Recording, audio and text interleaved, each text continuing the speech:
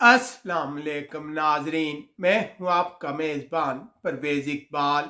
नज़र डालते हैं यूरोप की ताज़ा तरीन खबरों पर। नॉर्वे के हुक्काम का कहना है कि बरतानिया और दूसरे यूरोपीय मालिक के उन इलाकों से आने वाले लोगों को होटलों में करंतना नहीं किया जाएगा जहां कोरोना का फैलाव कम है। नॉर्वे के वज़ीर आज़म ने ऐलान किया है कि 27 मई से नॉर्वे में मजीद कोरोना पाबंदियां नरम हो जाएंगी। कब्रस के हुक्काम ने गुज़िश्ता रोज तारकिन वतन की कश्ती को लाने वाले कैप्टन को हिरासत में ले लिया है।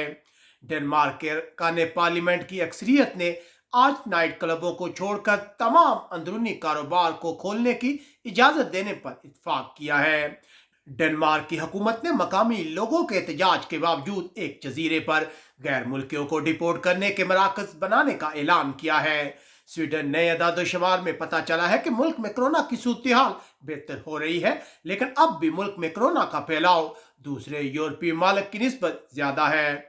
स्वीडन में चाकू के वार करके 7 अफराद को जख्मी करने वाले अफगान तारकिन वतन के बारे में पता चला है कि इससे पहले इस शख्स ने नॉर्वे में सियासी पनाह की दरख्वास्त दी थी, जो रिजेक्ट हो गई थी। हालैंड में मकानों की कीमतें अप्रैल के महीने के मुकाबले में 11.5% बढ़ गई हैं। पुर्तगाल की हुकूमत की जानब से 17 मई से तमाम गैर जरूरी सफरी पाबंदियों के खात्मे के बाद हुक्काम को उम्मीद है कि जल्द सियाहत का शोबा मुकम्मल बहाल होगा। बेल्जियम असला लेकर फरार होने वाले फौजी की तलाश अब भी जारी है। हुक्काम का ख्याल है कि ये शख्स नेशनल पार्क में छुपा हो सकता है। 4 दिन से इसको तलाश किया जा रहा है। बेल्जियम के वज़ीर दफा का कहना है कि मुल्क में इंतहा पसंदी की कोई जगह नहीं। यूनान में लगने वाली आग ने 4000 मुरब्बा मीटर के जंगलात को तबाह कर दिया है।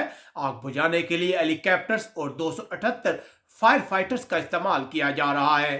यूनान अप्रैल के महीने में बेरोजगार अफराद की तादाद 1 मिलियन से जायद हो गई है। यूनान की पार्लियामेंट ने वालिदैन और बच्चों के दरमियान तलकात का मुतनाज़ा बिल मंजूर कर लिया है। फ्रांस के सदर मैक्रोन का कहना है कि कोरोना बहरान में हलाक होने वाले सेहत के वर्कर्स को खसूसी लकब दिया जाएगा, जो इससे पहले सिर्फ फौजियों और पुलिस वालों के लिए मुख्तस है। फ्रांस में दाएं बाजू के नजरिए के खिलाफ मुख्तलिफ यूनियंस और सियासी जमातें 12 जून को मज़ायरों का मंसूबा बना रही है।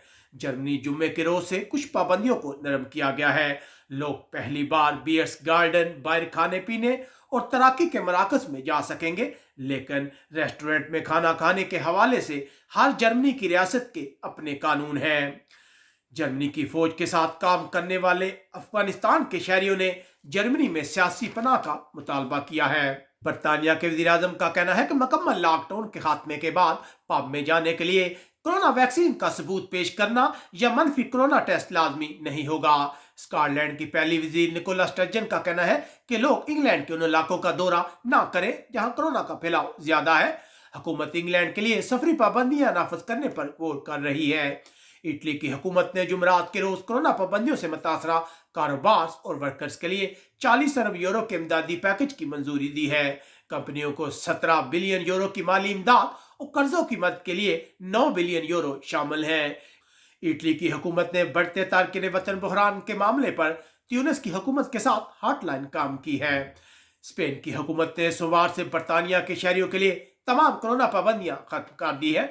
अब बरतानिया के शहरियों को स्पेन में दाखिले पर कोरोना का मनफी टेस्ट पेश नहीं करना पड़ेगा।